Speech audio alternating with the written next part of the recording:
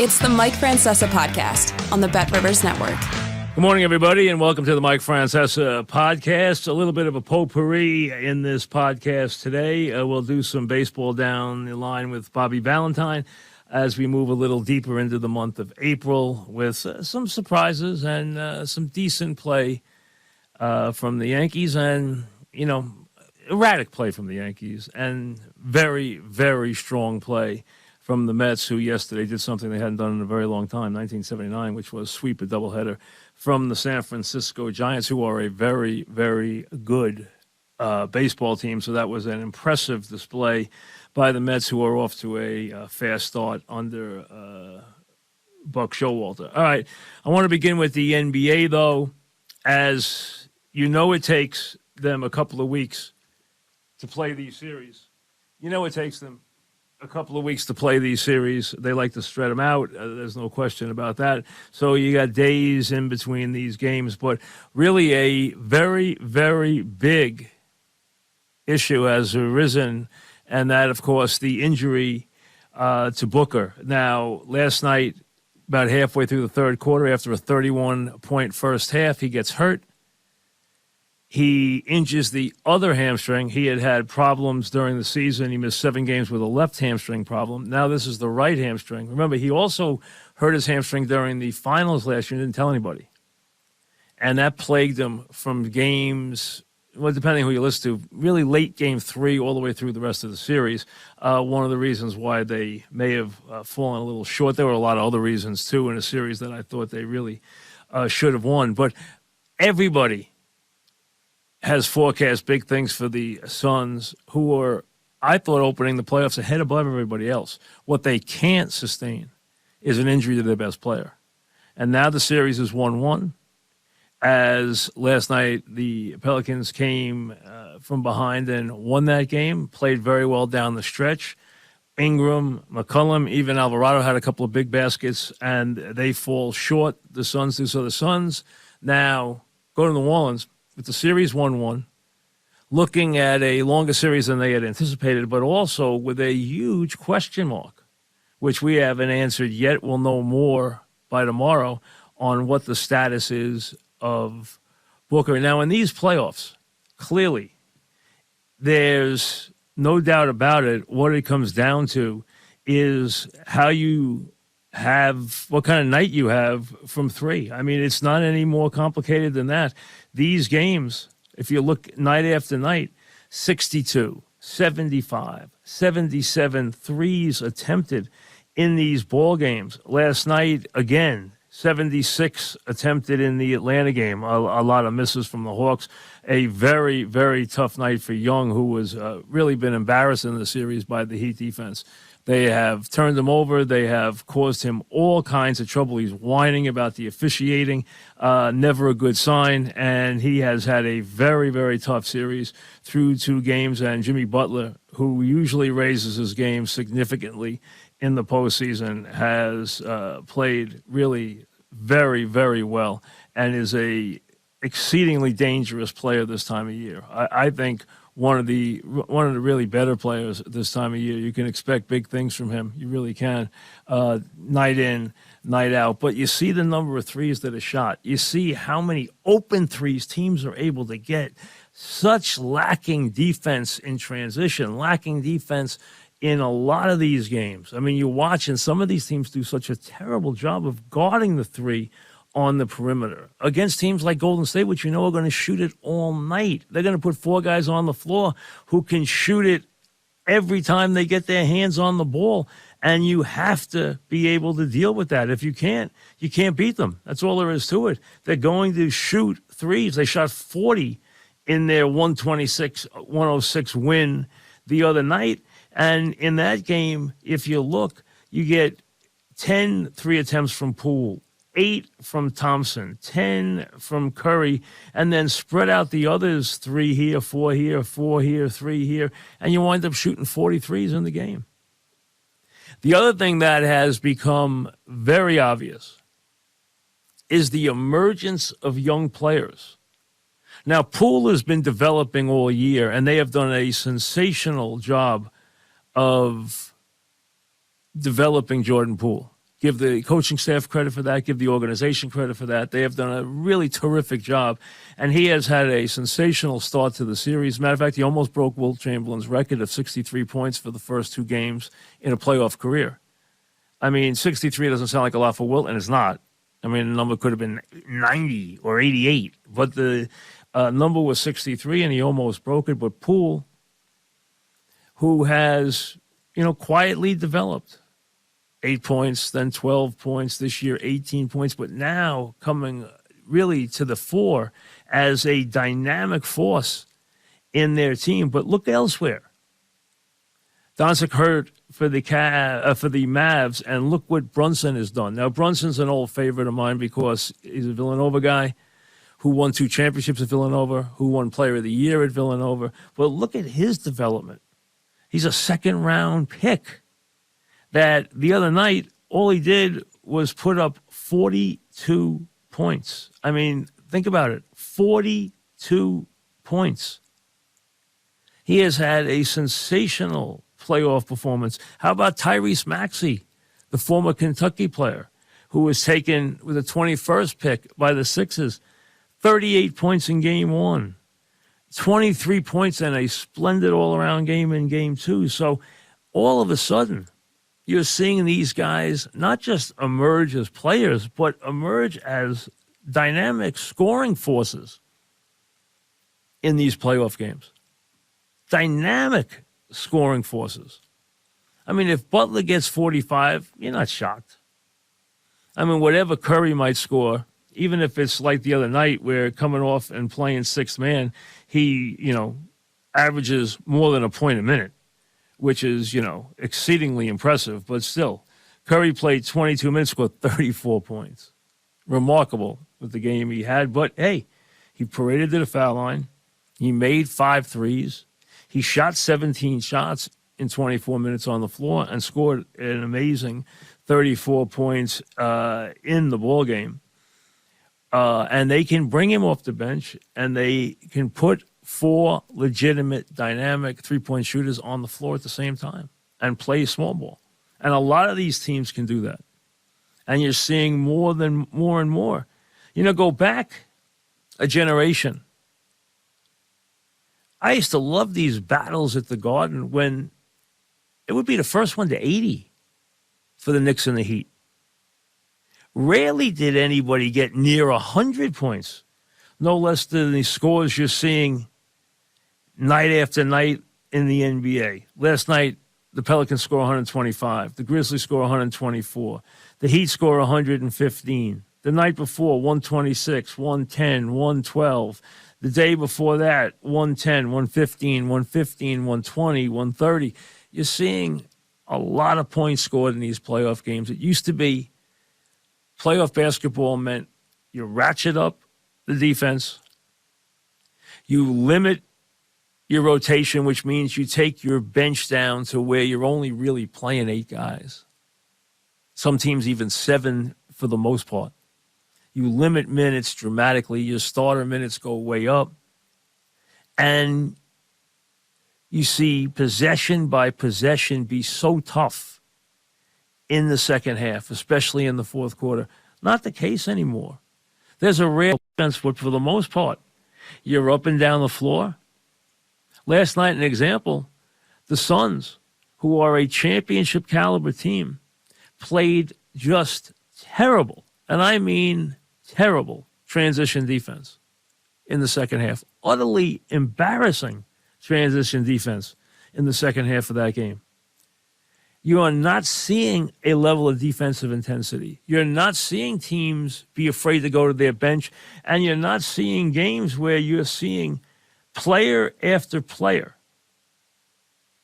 in these games launching three-point shots, and be amazed at how many players will shoot three-point shots in these games, will attempt three-point shots in these games. It's not like 1 or 2 players. I'll give you an example. Last night for the Pelicans, who won and surprised people last night, 1, 2, 3, 4, 5, 6, 7, 8, 9 different players attempted a three. So this is not just bringing a specialist off the bench anymore and having a guy knock down a three. The three is going to be where you live.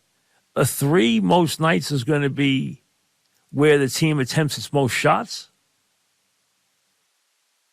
And person and player after player are going to not be afraid to step up and try to make a three.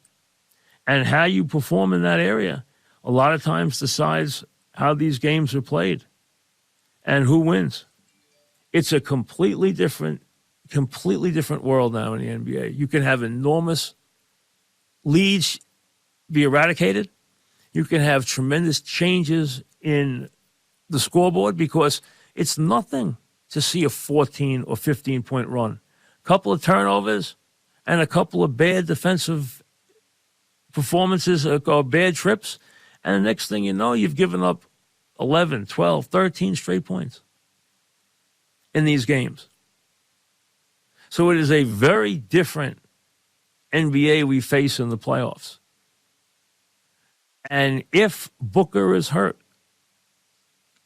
and he's going to miss, let's say, 3 or 4 games, and we don't know yet what the status is. Last time in the season when he had this injury to his other hamstring, he missed 7 games. That's regular season. But if he's out there limping, he's not going to be a very big help for a guy who's your primary scorer. Remember, he scored 31 points in the first half last night. And when he left, it was a shock, a big shock, to what was clearly an overconfident Suns team. Now, can the Suns beat the Pelicans without him? Yeah, they can. But can they win a championship without him? That's a different story. And that would make these playoffs completely. They're wide open as it is, but they would be enormously wide open. They would not even be a team to beat. Because the only team that deserved to have that mantle in the NBA going into the postseason this year was the Suns. They were, by my estimate and a lot of other people's estimates, clearly the best team in the NBA by a pretty good margin. And I thought going into the postseason at full strength, they were head and shoulders better than everybody else. But if they lose their best player, all bets are off. Now, next week, remember, finally, and especially true here in New York, where the Jets and the Giants have a lot of work to do and a lot of picks to play with, we're going to have the NFL draft. Finally, it is here. It's been a long time coming. It's been a very sorted, what else is new, offseason. It's been a very tough couple of months for the NFL. And they'd like to have something to worry about despite litigation and all kinds of bad issues and lawsuits and accusations that we've had, and we're still investigating. Think about the teams that are under investigation right now. The Dolphins are under investigation for a myriad of things, including, did they give the coach money to throw games?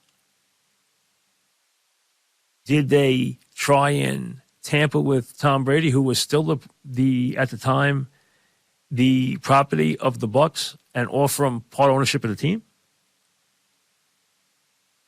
And offer him a deal that could have swung that he would have gone there with an ownership stake in the future, but would have played? And then all the other stuff that deals with the ugliness that occurred with the coaching situation. So the Dolphins, Washington, Cleveland. You have the accusations and the allegations from Hugh Jackson. And you still have players like Watson being investigated. The NFL is still investigating him. So the NFL has a lot on its plate and a lot to deal with.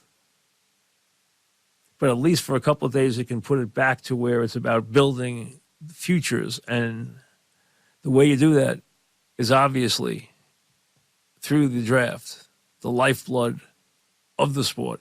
And we'll spend some time with that. We'll have a special draft show with some guys who do the draft. I pay attention. I watch a lot of college football, so I have my special players that I like. I always have a couple of sleeper players and a couple of players that I've kind of noticed through the years that I like. But I'm not, seeing these quarterbacks. Some of these quarterbacks that we're talking about in this draft, I've never seen play.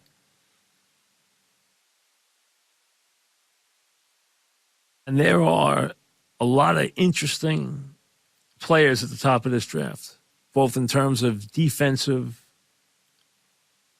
game breakers and some interesting offensive players, especially on the offensive line.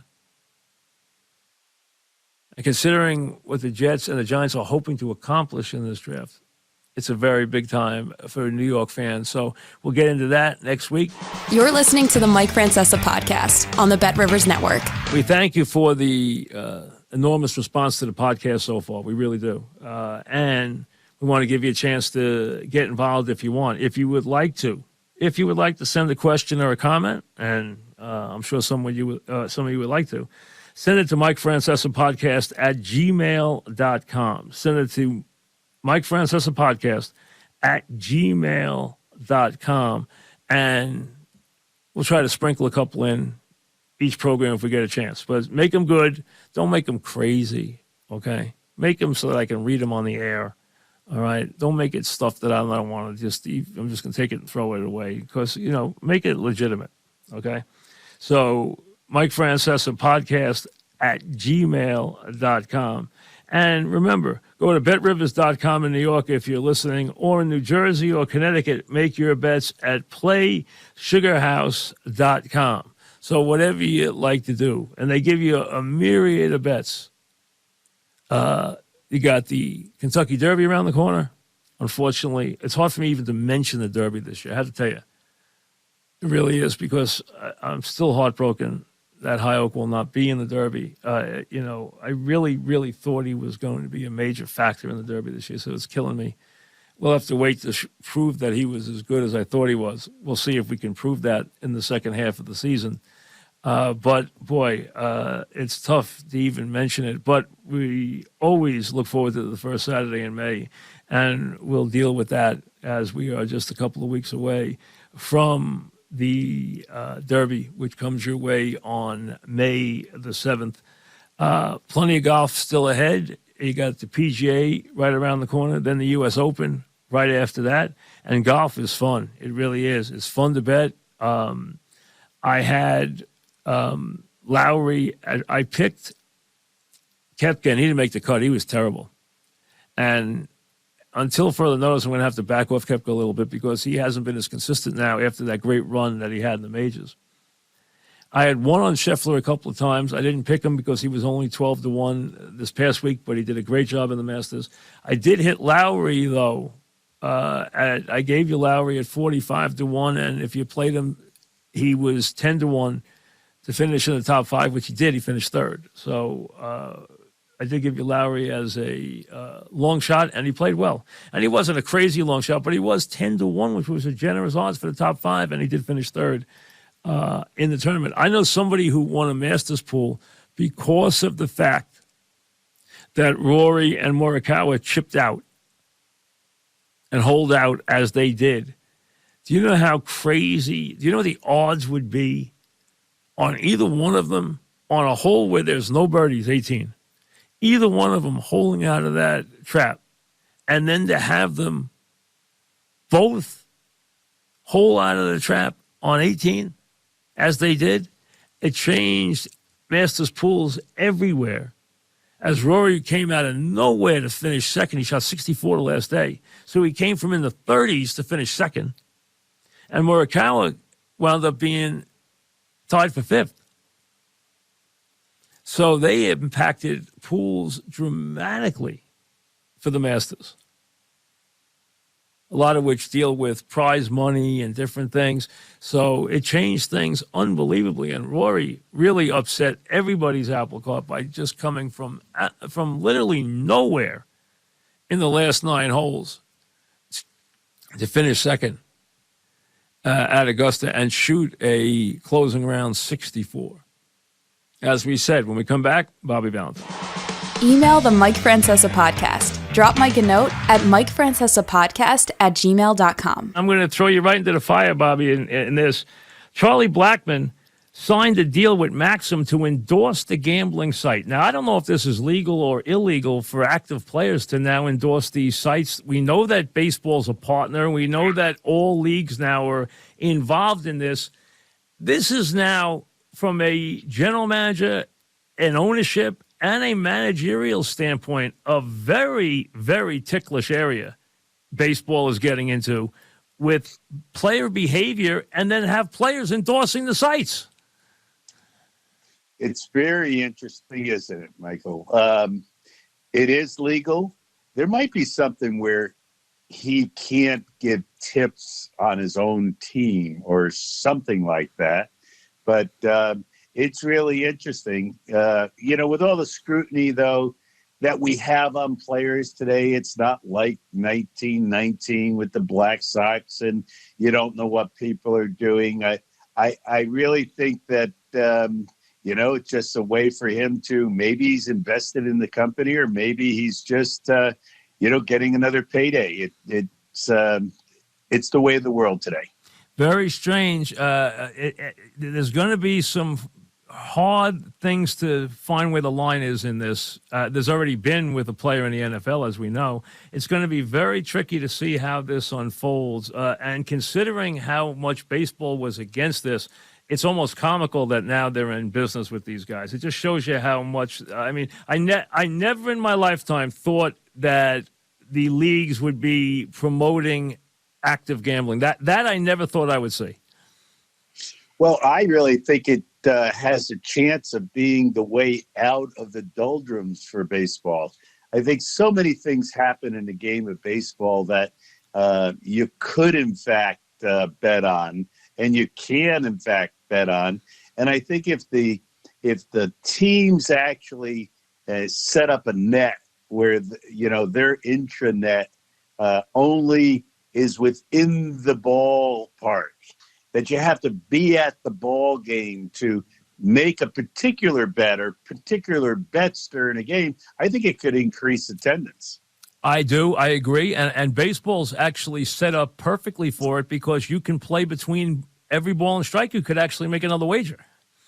Yeah, you have that time that everyone complains about, which now could be used for and is being used as the time to make the bet. And, you never played in Venezuela, Dominican Republic, or Puerto Rico or Mexico, the winter leagues.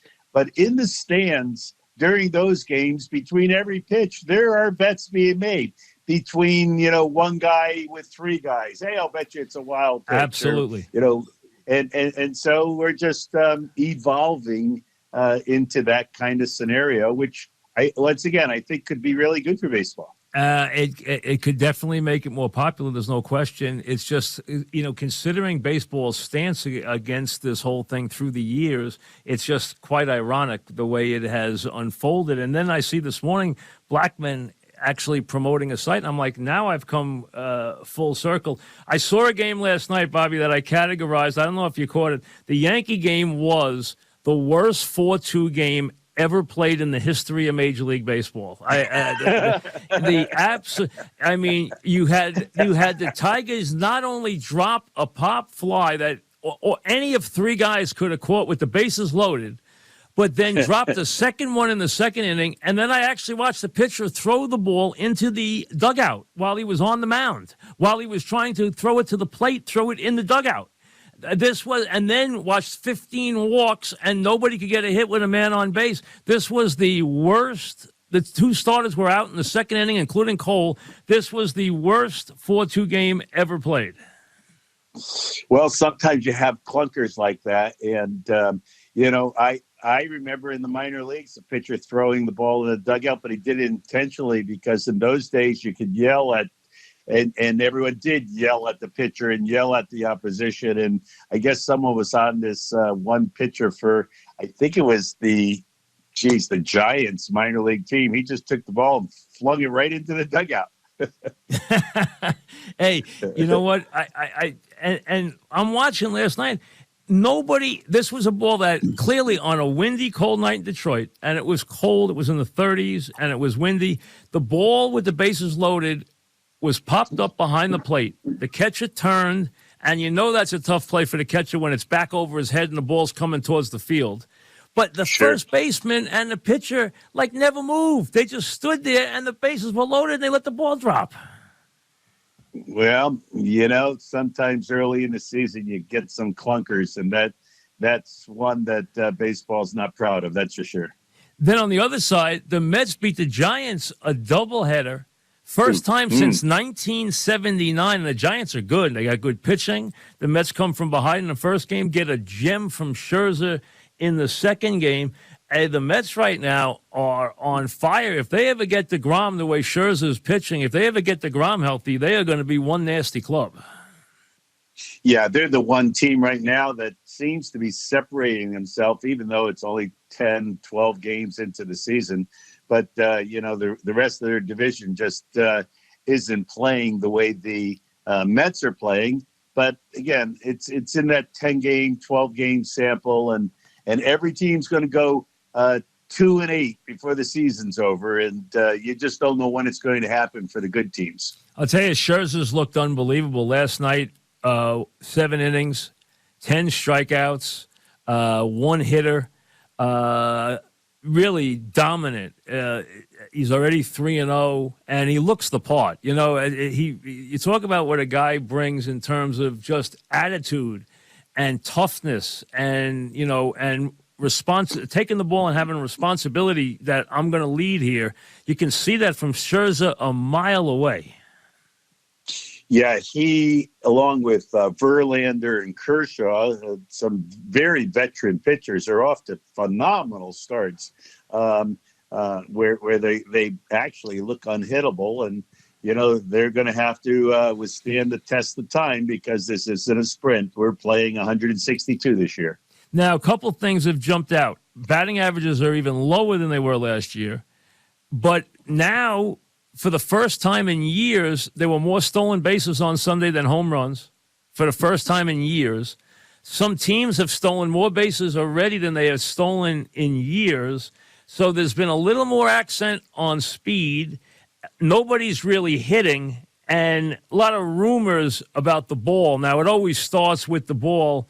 Let's go there. How much of that is in people's head, and how much is there a chance there's always something going on with the baseball?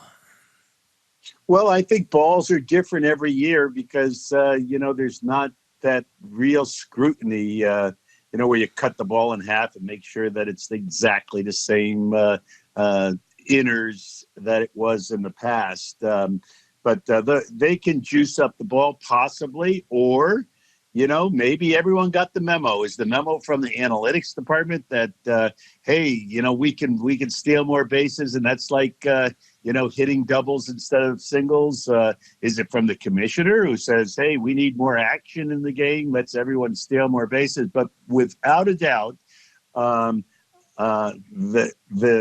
guys on the bases are moving around. And no question. Even I've seen bunts, squeezes, hit and runs, those plays of baseball that seem to have gone by the wayside seem to be all resurrected.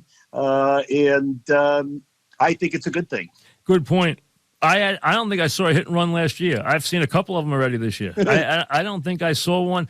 It got to the point you rarely saw guys going first to third anymore. Yeah. It's amazing how every game that you watch seems to have taken on a little different flair. And maybe it's because the memo went out that the ball's not going to travel as easily. Or maybe it's just people realizing that we have to play baseball again. It can't be just long ball, and it's not small ball, as you well know. It's baseball. When you have to strategize, when you have to try to move people around the bases in a way other than just in a home run trot. Mets have had a lot of guys hit so far. And I don't think any of them intentionally. And even Buck said, I don't think anybody's been hit intentionally. I really don't. He says, but I think we have to do something to make sure the pitchers have control of the ball. Do you think they have to come up with something that they can use that won't give the pitcher too big an advantage as far as him spinning the ball, that they could use to whatever it is? Or you're a guy who has a great history in Japan. How about this ball they use over there that has a different coating on the outside? Yeah, the ball in Japan is individually wrapped in a tinfoil type manner to keep the manufacturer's stickiness, if you will, on the ball by the time it gets to the ballpark. It's quite expensive and laborious, and it'd be a great thing to do if we were able to do it here. But it is about the safety of the player. And if, in fact, in this cold weather in particular, the pitcher needs a little extra help, I don't see any reason that you can't give him help. Like, the easiest thing in the world to do, and everyone's going to complain about this till the hogs come home. But, if you control the strike zone so that it's a true strike zone, and you say, and this would have to be with robots back there, I have to say, but you say that now a strike is only when at least half of the ball is on the plate. Okay? They call pitches strikes now that are threads on the plate, and they think it's okay. Well, if a thread on the outside and a thread on the inside is okay, a pitcher's throwing to a 27-inch plate instead of a 17-inch plate. That makes hitting very difficult. If you just make that strike zone what it's supposed to be, throw it over the plate, at least half of the ball, let's put it that way, that you have to throw it over the plate, I think the hitters would be able to combat someone using some sticky stuff or some other controlled substance that helps them spin the ball or throw the ball. How about the clock and how it's taken so much time off the game already in the minor leagues, 20 minutes per game? Do you think there is a way to make that part of Major League Baseball, or will the hitters have such a problem with it that it will still be difficult to enforce? No, I think it's going to be a way of life, with this, new way of giving signs where it's electronically controlled and the catcher just hits the button and the pitcher has the microphone in his hat, as well as four of the fielders. They all have the microphone where they hear what the pitch is. That in itself will cut off 10 minutes, 12 minutes of the game, make the game really move quicker. Now, what the problem is that teams and pitchers haven't had enough of time to get their act together. So you'll see the catcher now hitting the pitch, and it's often on his shin guard where he has a little computer, and he says fastball outside. The pitcher hears it in his head, so he's ready to throw the pitch before he even steps on the rubber. But because pitchers are such creatures of habit, they're still getting on the rubber and looking in for the sign, which they already have, and then going into their windup or their stretch. As soon as they become habitual to just get the sign and throw the ball, you're going to eliminate seconds out of every pitch. And when you talk about the game last night in Detroit, where there are 300 pitches thrown, yep, that you automatically have a half an hour off of the game. I mean, that game was unbelievable. You had a 3-2 game for most of the game, and the game took forever. I mean, well, you had a zillion pitching changes, and you had a zillion walks too. I mean, that was the biggest thing. Nobody could get the ball over the plate. That was the biggest issue. But you can see that baseball actually does see avenues to lessen the time of the games. I mean, it's clearly that there is enough inaction and wasted that they want, because as we talked about when we opened, the gambling is going to be a big part of it. And that's built in for somebody sitting leisurely at the game, having the gambling mechanism in front of them and being able to fool around during the game and play that way. That's going to be part of it also. So you don't want to make it too quick. But if they can just take 20 or 30 minutes off a baseball game, it would make a big difference. Yeah, it would get you home quicker, that's for sure. And I think everyone would be happier. And, even the broadcast and the telecast would be crisper, because there wouldn't be all this fill time that a lot of time is just filled with nonsense and not the game, where you'd be able to talk more about the game because you're ready for the play. No question about it. So, do you see enough? Is the amount of games we've seen now? We know in a lot of the country it's still cold. It's very hard to hit in the cold. Nobody wants to hit in the cold. Nobody wants to go up and hit a fastball that's get jammed with a fastball and feel that when they foul a ball off, and it's just terrible to play. It's not a good sport to play in cold weather. We know that.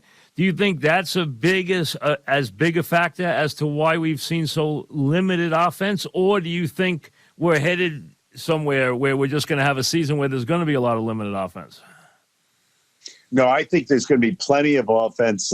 Remember, Mike, that spring training was short, and everyone says, the pitchers are the only ones who need spring training. Well, the fact is that when a hitter stands at the plate, it's a life and death situation every time he stands in there. What the heck? The bad guy's throwing a hard object 100 miles an hour in his direction.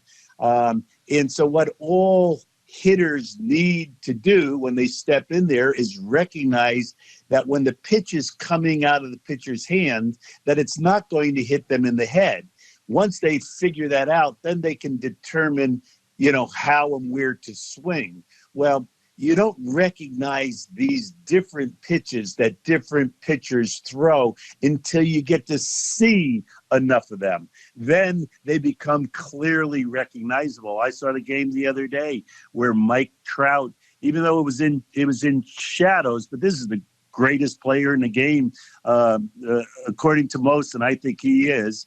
With an 81-mile-an-hour curveball, he couldn't get out of the way of it, because he didn't see it out of the pitcher's hands, So as soon as that recognition process starts kicking in for hitters, they're going to be hitting these bad breaking balls, which I've seen many, many really hanging breaking balls that aren't getting hit out of the park only because of the lack of recognition. Where are they getting all these pitches from that all can throw 99 miles an hour now all of a sudden? Why does everybody now throw 99 miles an hour? Well, I think the information age has kicked in, and, that pitching skill, is so technical that you need to train properly first off, so that your legs, your core, your shoulder, and your entire body can do what you want it to do. But then they also know the proper mechanics today so that they can throw the ball most efficiently. And I think it's strictly because the information now is for everyone. It's not just what one pitching coach had, that Rube Walker had the secret, and the Mets were the only ones to pitch a certain way, and that's why they always develop great pitchers. Now everyone has the same information, and when you get into the training room and you train properly, and you get on the mound and you pitch with the proper mechanic, you then can be as efficient as these guys are in throwing the ball. And heck, that 100-mile-an-hour barrier has been broken continuously. It's ridiculous. You hear now about guys throwing 102 and 103 in the minor leagues, guys in college throwing 102, 103. I'm saying, where are these guys coming from? What are they feeding them? These guys, all of a sudden, it's over and over again. So you're telling me what's going on is the biomechanics, the way they are just making a more efficient pitching machine on the mound is what they're doing. Amen. I think that's as clear can be. And, the stress on the arm is also evident. And a lot of guys break because it is such a strenuous physical act. Now it's almost like they expect the pitcher to have Tommy John. Imagine a lot of young kids around the country, and I'm not being a proponent of this, but a lot of parents are having their kids have it early so that they can get it out of the way. Amazing. If you could imagine that. The idea that it creates do you believe it creates a stronger arm just by the process of the operation, or is that crazy? No, I guess the ligament that they put in there is a stronger ligament than the one that we're born with. So unbelievable. Unbelievable. Yeah, it is unbelievable. It really is. It just shows you how dramatically it has changed. But you watch these guys, and you watch a good ball club, like you watch the Giants and the Mets, or you watch any good team. They got guys who now come out of that pen throwing 99 with a nasty slider. There's like 3 and 4 of them in every bullpen.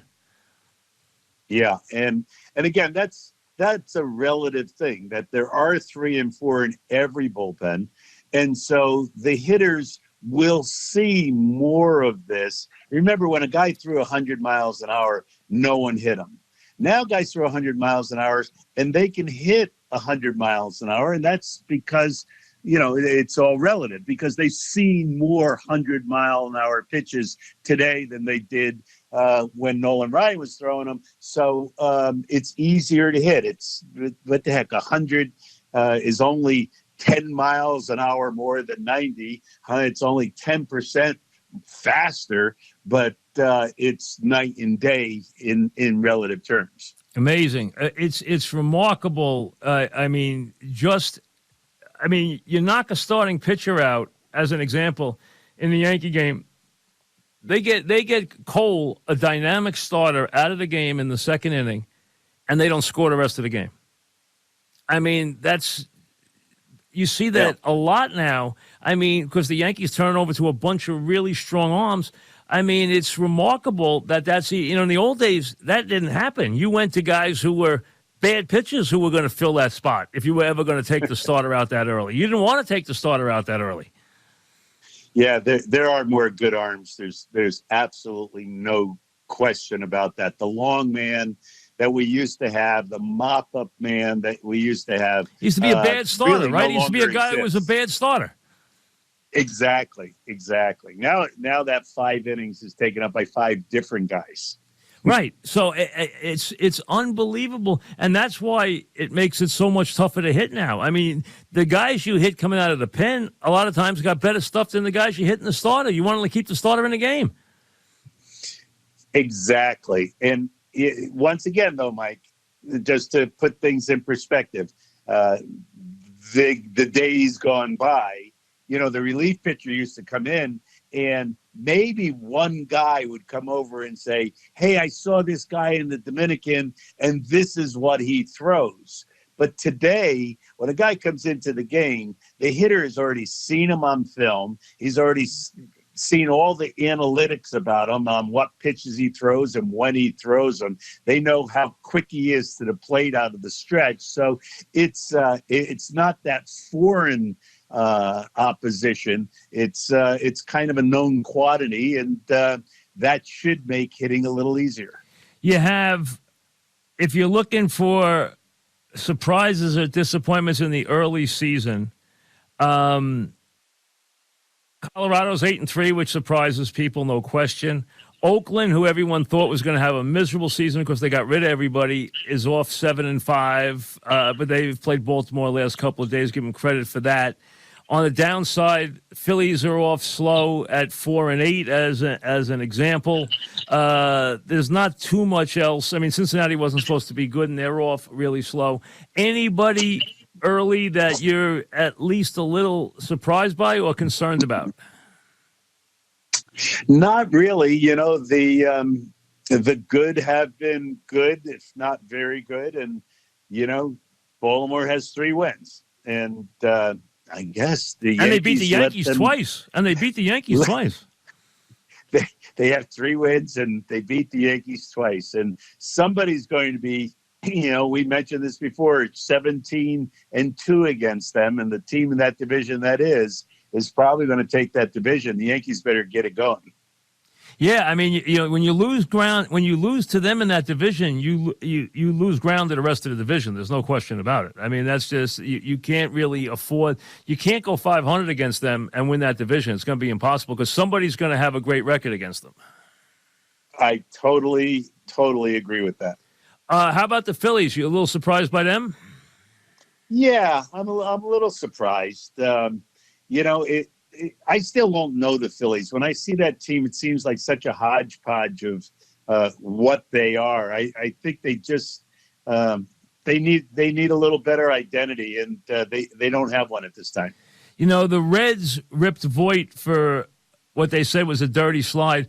I blame baseball for this. They created a nebulous area where no one knows what they're allowed to and not allowed to do to the catcher anymore.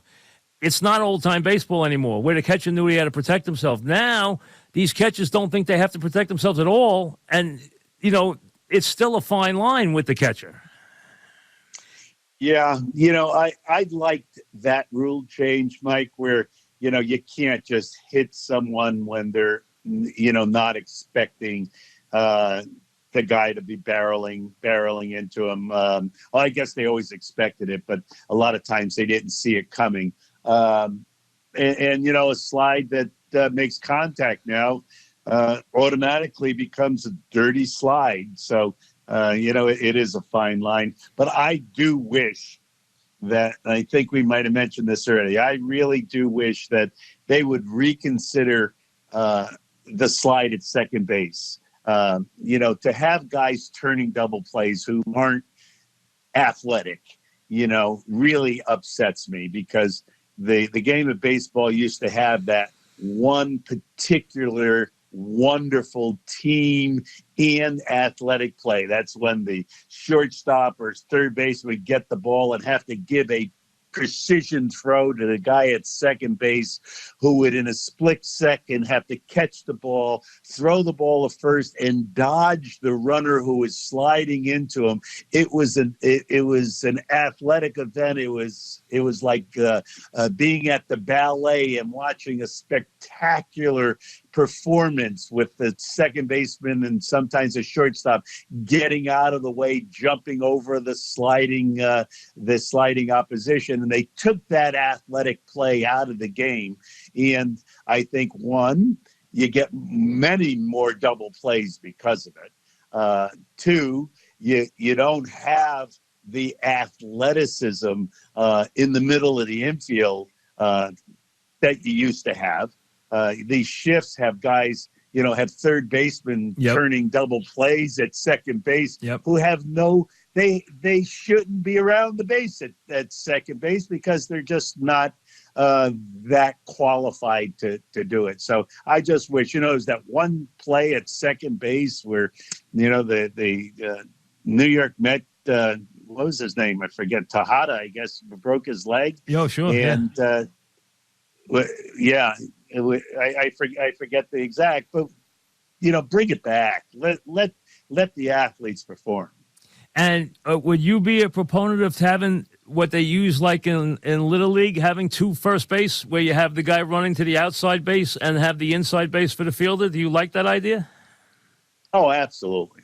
I mean, if that's where the guy has to run, let him run in that straight line rather than running it in a zigzag. You run inside the box and then you have to get outside the box and touch the base. It's ridiculous. Yeah, I mean, that one does make that one. And I think that would actually make it easier for the umpire too, as a matter of fact, in the long run. I think it would. So, yes, sure. All right, Bobby, enjoy. We'll talk to you next week. Have a good week, and we'll see what happens as we turn the page to May. Stay healthy, Mike. Thanks a lot, man. Take care. All right, Bye-bye. Bobby Valentine here on the Mike Francesa podcast, as he will join me each and every week. In this podcast where we did some NBA and we did baseball, I wanted to mention when in the podcast I did last week, I'm pretty sure it was last week. It might have been the week before, but I'm pretty sure it was last week. I mentioned this HBO program on the Lakers that I said I had to admit was unbelievably entertaining, but was really, really demeaning to a couple of legendary people, including Jerry West, and I thought Pat Riley, but Jerry West, they made it to be an absolute madman. Well, maybe you've seen that the HBO series Winning Time has been sued by Jerry West, who is demanding a retraction and an apology for what his lawyers have called a baseless and malicious assault on the character of this legendary performer. Now, you probably know, even if you're young, you know who Jerry West is. You know that Jerry West was one of the great basketball players of all time. He is the NBA logo, okay? That's Jerry West. I mean, that was made out of Jerry West's form, okay? And Jerry West, who was a legendary Laker for his whole career, and then has been really deified for being one of the great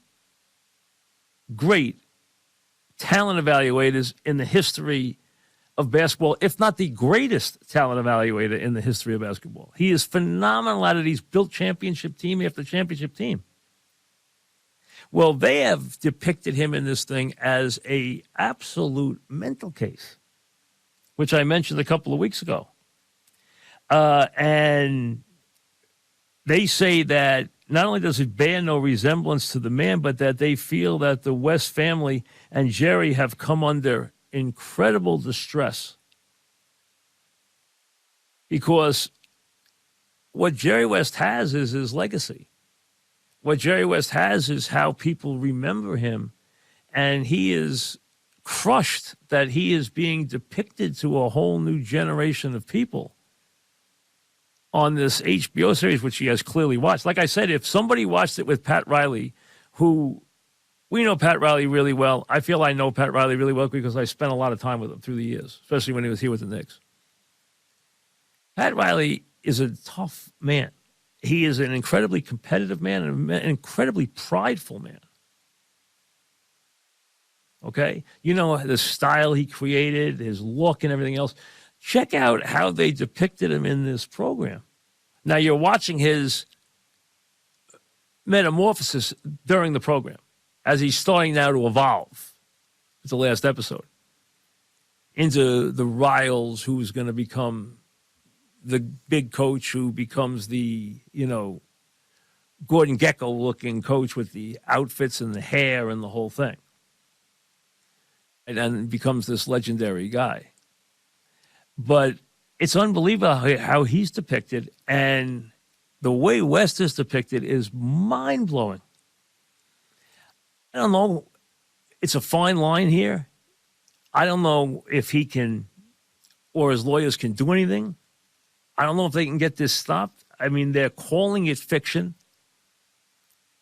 They're saying they took license. They admit they did not follow any book or anything closely where it's supposed to be anybody's depiction of him in real life. It's their quote-unquote license. What's legal and what's not. What's harmful and what's not. Fascinating to see where this goes from here. BetRivers.com in New York for all your wagering needs. SugarHouse.com in Jersey and in Connecticut, same company. Just their Bet Rivers in New York and some other states. Their Sugar House in Connecticut and Jersey. You can get the podcast at BetRivers.com. You can get it on YouTube, on Spotify, on Apple, everywhere you can get podcasts. You can get the Mike Francesa podcast there. We'll see you next week. Thanks for listening to the Mike Francesa podcast on the Bet Rivers Network.